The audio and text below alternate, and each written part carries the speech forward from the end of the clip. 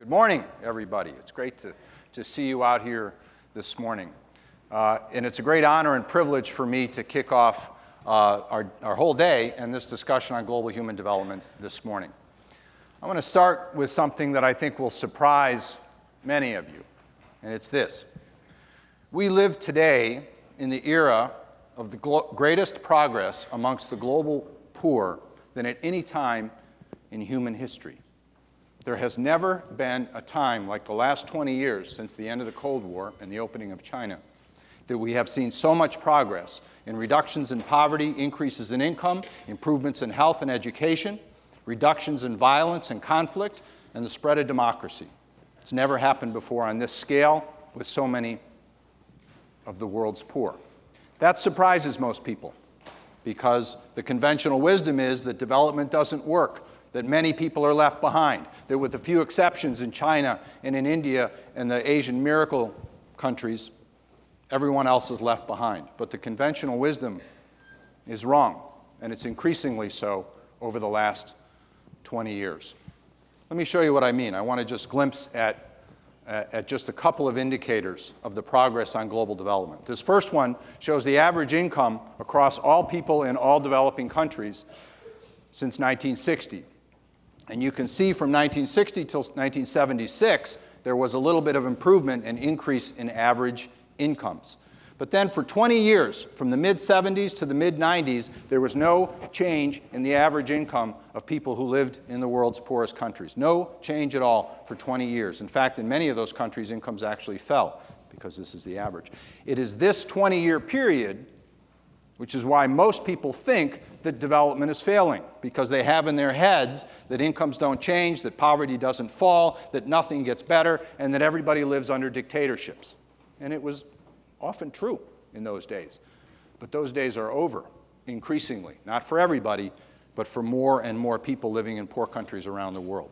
And what you can see is that since 1994, the average income in developing countries has increased by 60% in real terms. 60% for the average income of 4 billion people living around the world. And this is not just China and India. This is happening in dozens and dozens of countries around the world where incomes are growing. So that's one, that's incomes.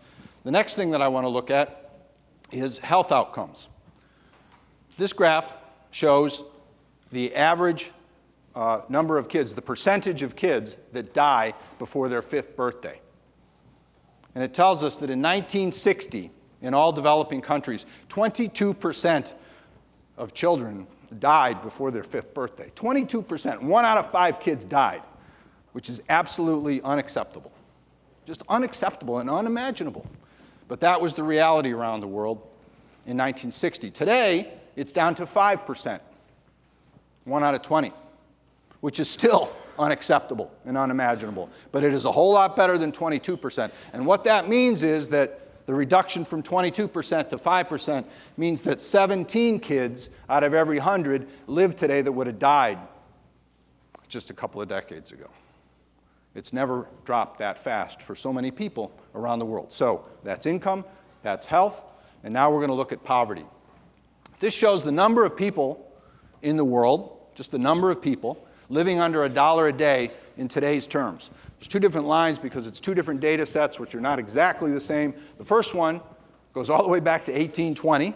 The second one starts in the mid-1990s. But what it shows is this. From the beginning of human history, whenever you think that was, the number of people with incomes under $1 a day grew and grew and grew because world population grew and grew. And even after the Industrial Revolution, when more and more people came out of poverty, the number of people rose and rose and rose. Forever.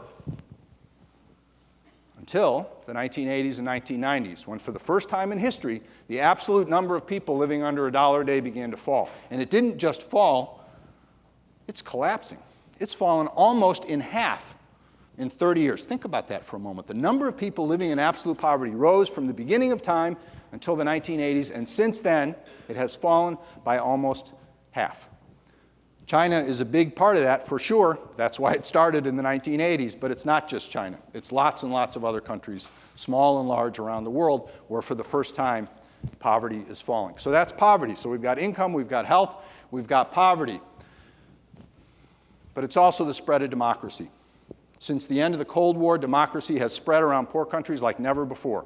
This just counts the number of democracies among developing countries around the world. And in the mid-'80s, there were 17 democracies out of over 100, about 108 developing countries around the world. 17. There were a few, India, Mauritius, Botswana, but not very many. And most developing countries lived under pretty ruthless dictators. But that has begun to change in a big way. And today, 60 countries, 60 developing countries are democracies. And this is not just counting elections. This is actually a deeper index of acceptance of rights and political systems and other measures of democracy. Yes, these democracies are fragile and frail. Yes, they don't work very well. Yes, there's corruption. Yes, there's incompetence. No, I'm not talking about Washington, D.C. I'm actually talking about developing countries. But that actually tells us how hard this is, how hard it is for societies to come together and govern themselves in some form of democracy. And this has never happened before. We've never in history had so many poor countries try to become democracies at the same time as we have had in the last 2 decades. It's happening right in front of us. And most people have no idea that this is happening. So democracy is spreading. But not everyone is gaining from this great surge in global development. Many countries are still left behind. It would be wrong of me to suggest that everything is fine, because it's not. Because hundreds of millions of people still live in poverty. Kids still can't get vaccines and die before age 5. Not everybody is in school. Not everybody has clean water. And this just shows some of the spread. This, again, is average incomes. The blue line is average incomes for all developing countries, which we looked at before. The green line is the top 25 in terms of economic growth for developing countries. Their incomes have grown by a factor of 5. By a factor of 5. In those countries, the average adult today has incomes 5 times higher than their grandparents had. Unbelievable progress. At the same time, in the same world, we have 25 countries with the red line where their average incomes have not changed at all since 1960. So there's a lot of good news, a lot more good news than people know about, but it is hardly for everybody yet. It hardly reached everyone, and there's much to do. So what happened? What was it that started in the 1980s and the 1990s to bring about this great era of global development? Well, there's a couple different things. One was the end of the Cold War and the demise of communism, which actually started in 1976 in China when Mao died, and in 1980 when Deng Xiaoping took over and led to the economic opening of China. But it was accelerated in 1989 with the collapse of the Soviet Union, and with it the demise of communism as an ideology and an idea for how economies and societies and political systems should be organized. And with that came the United States supporting fewer and fewer nasty dictators, frankly, the Duvaliers and the Marcoses and the Mobutus and the Samuel Does. Not that all the bad guys are gone, but there's far fewer. And there's much less conflict in developing countries. Hard to believe today with all the news of Syria and other places. But wars in Southeast Asia, in Mozambique, the apartheid system in South Africa, which fell alongside the Cold War, the wars in Namibia, the wars in Central America, the US invasion of the Dominican Republic. Those proxy Cold Wars ended, and with it violence ended.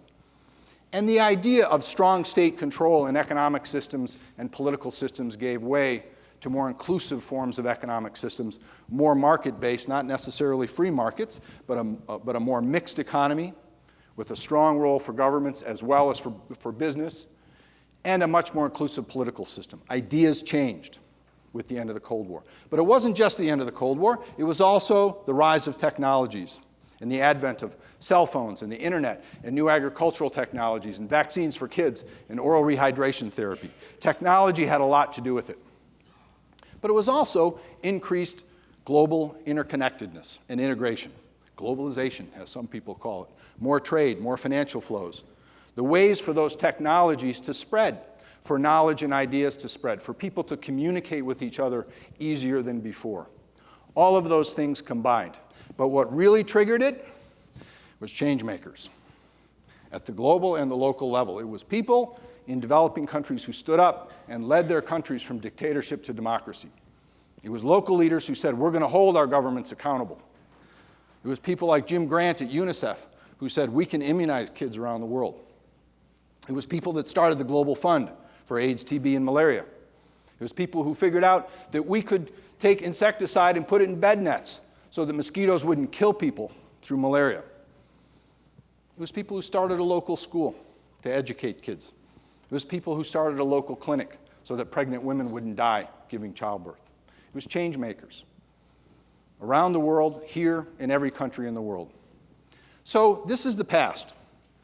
And it's great to understand the past, but we have to think about the future. Where does this all go? Well, I don't know where this all goes. I can think about 3 different futures for developing countries. One is that this continues, and that we continue to see great global progress, reductions in poverty, improvements in health, and everything else. Some countries will fall backwards.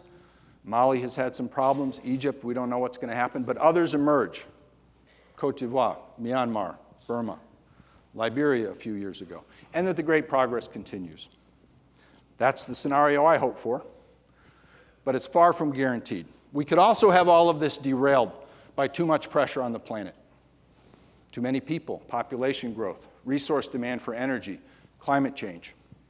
For 200 years, people have warned that the end of the world is nigh, and they've been wrong because we, as a global community, have invested in the technologies and the know-how so that we can live, 7 billion of us, far more prosperously than Thomas Malthus ever dreamed of 200 years ago when there was only 1 billion people on the planet. But because we have made those investments in the past does not guarantee we're going to make them in the future. And sometimes I fear that we're not going to get it done. So it could all be derailed that way. It could also all be derailed because we go to war, because violence in the Middle East explodes, because tensions, because of the rise of China and the decline of Europe lead to tensions, and we all explode in war. And we've done it before. We did it at the beginning of the 20th century, so we're stupid enough to do it again, that's for sure. And that ends this in a hurry. So I don't know which of those is going to happen. What's it going to depend on? Well, it's going to depend on new investments in technology, making those sacrifices. It's going to depend on good government leaders in developing countries. It's going to depend on good local leaders. It's going to depend on people in the West supporting them. It's going to depend on change makers. It's going to depend on people who are willing to stand up and say, we need more accountability. People who stand up and say that we need to find out how to stop global warming and to help people that are affected by global warming. It's going to need people to figure out how we can stop antibiotics from losing their potency and people dying from tuberculosis in the years to come. It's going to need people to figure out how businesses can invest in countries to bring clean water or other great advantages and create jobs for people so that they can support their family. It's going to take change makers at every level. So where do we find these change makers? Well, I'm one, in my own little way. Jack DeGioia is one. The people who organized our conference today are one. Sonal Shah, who you're going to meet in a few minutes, is definitely one, as is Mary McFarland and all the other speakers today, and as are every single one of you. For some of you, the change maker has already begun to work. For some of you, it has yet to emerge, but every single one of you has a role to play. We were just like you, Jack and I, sitting out here 20 years ago, maybe 30 years ago, maybe, Jack and I. But just like you, but there's a role for everybody to play. What can you do? Well, you can go work overseas and live and work and support and learn from the global poor. Go join the Peace Corps. Those of you who know me know that I have a slight bias for the Peace Corps, but I did it, and it changed everything. Join the Jesuit Volunteer Corps. Join World Teach. Go work with Doctors Without Borders. Find a way to volunteer at a refugee camp. Go work for a business that's creating jobs for people. Or, if you can't work overseas, work for justice at home. Go volunteer at Miriam's Kitchen over here on 24th Street and work with the homeless. Work for an advocacy organization like Oxfam America or the One Campaign or Amnesty International. Hold your members of Congress accountable and make sure that we are supporting and working with and integrating with the poorest countries in the world. Work for businesses that are investing overseas and are creating jobs. There's lots of ways to do it. Work for justice in Washington, D.C., or Detroit, or Sioux Falls. There's lots of ways to do it. It doesn't really matter what you do. All of you are change makers. But just to quote the great Greek goddess Nike, just do it. Thank you very much. Have a good day.